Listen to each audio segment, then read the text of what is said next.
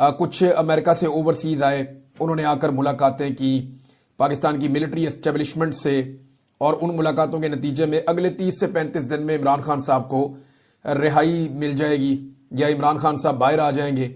और इसके लिए कुछ चीज़ें जो हैं वो पाकिस्तान तहरीक इंसाफ को करनी चाहिए, और वो चीज़ें ये हैं कि ओवरसीज पाकिस्तानियों को थोड़ा डाउन किया जाए, जो करारदादें वगैरह अमेरिका के अंदर पेश हो रही हैं उनको रोका जाए, और जो एक मोमेंटम बना हुआ है ओवरसीज पाकिस्तानियों में पाकिस्तान की एस्टेब्लिशमेंट के खिलाफ, वो मोमेंटम तोड़ा जाए, और साथ ही साथ जो सोशल मीडिया के ऊपर तनकीद हो रही है उसको भी डाउन किया जाए।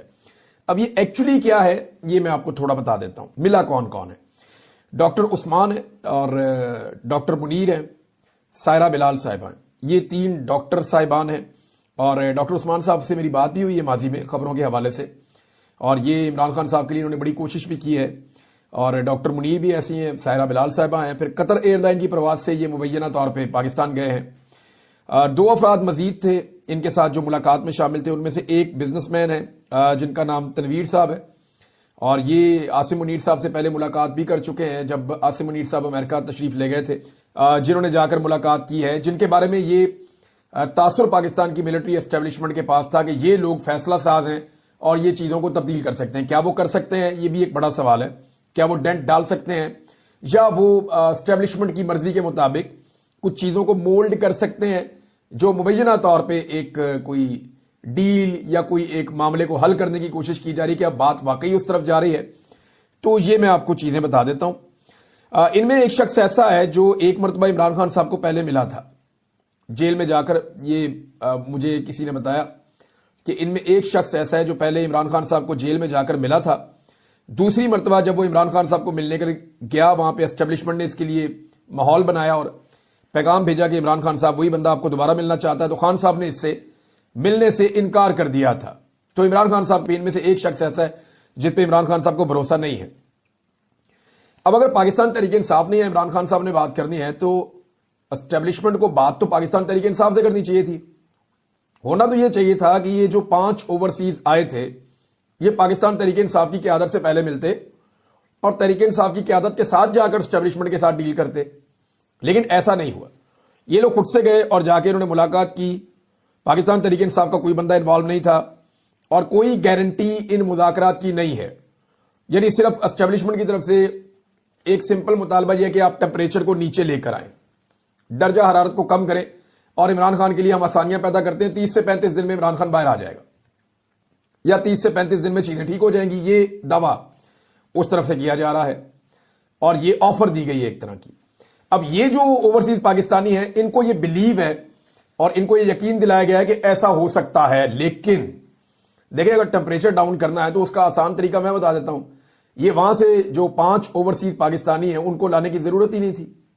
आसान तरीका यह है कि जितने लोग जबरी तौर पे लापता किए गए हैं, स्पेशली पाकिस्तान तहरीक इंसाफ के, उनको फौरी तौर पे रिहा कर दिया जाए।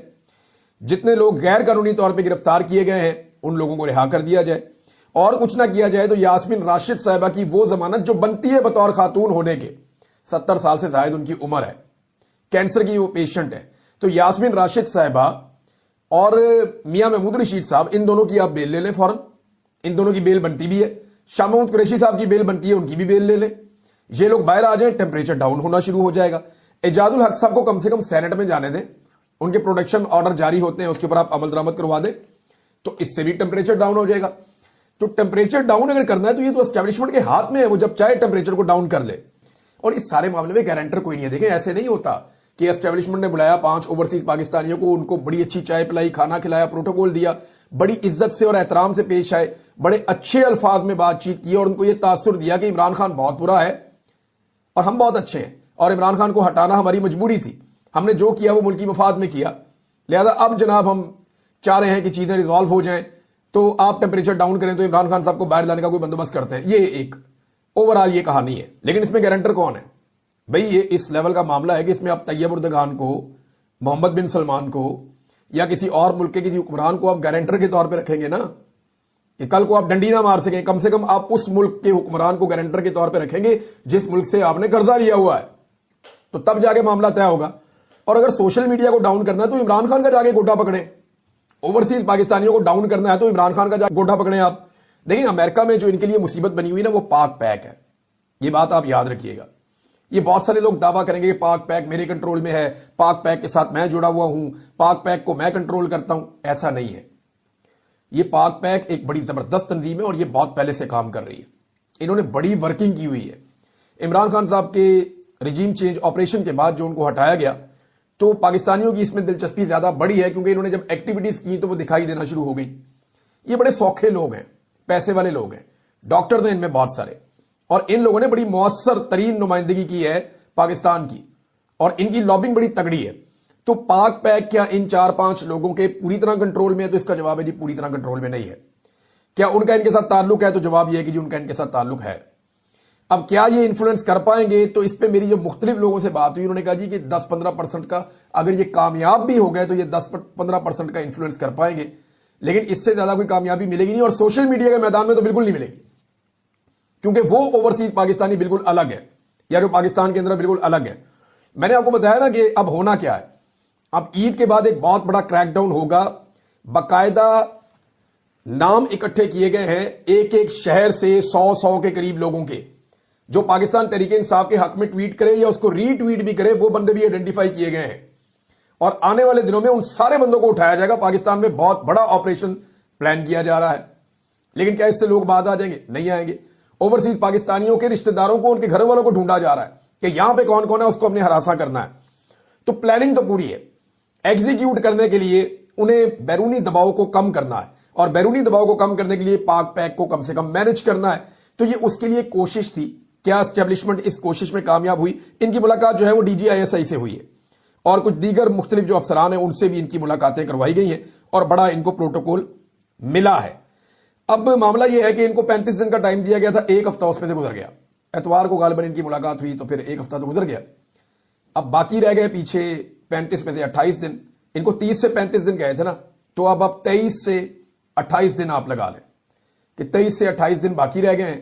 یہ بھی گزر جائیں گے تو پتا چل جائے گا. معاملہ یہ ہے کہ اگر اس کے بعد بھی عمران خان صاحب باہر نہیں آتے تو پھر کون رسپانسبل ہوگا؟ اب یہ کیا کیوں جا رہا ہے؟ دیکھیے, اسٹیبلشمنٹ کا طریقہ کار یہ ہے کہ ٹائم گین کرو. 30-35 دن یہ ان کو گھسیٹ کے 2 مہینے تک لے جاؤ, اس کے بعد 1-2 مہینے اور گھسیٹ کے لے جاؤ. یہ قرارداد جو ہے اس کو غیر مؤثر کرا لو, اور کچھ نہ کچھ کر کے آہستہ آہستہ بیرونی پریشر کو کم کر دے, اور پاکستان کے اندر ہینڈلنگ کر کے پاکستان تحریک انصاف کو کمزور کر لے. اندر بہت سارے کمپرومائز لوگ پہلے ہی تیار بیٹھے ہوئے ہیں, جو اسٹیبلشمنٹ کا بیانیہ خرید بھی رہے, اسٹیبلشمنٹ کا بیانیہ بیچ بھی رہے, اور مظلوم بھی بنے ہوئے ہیں.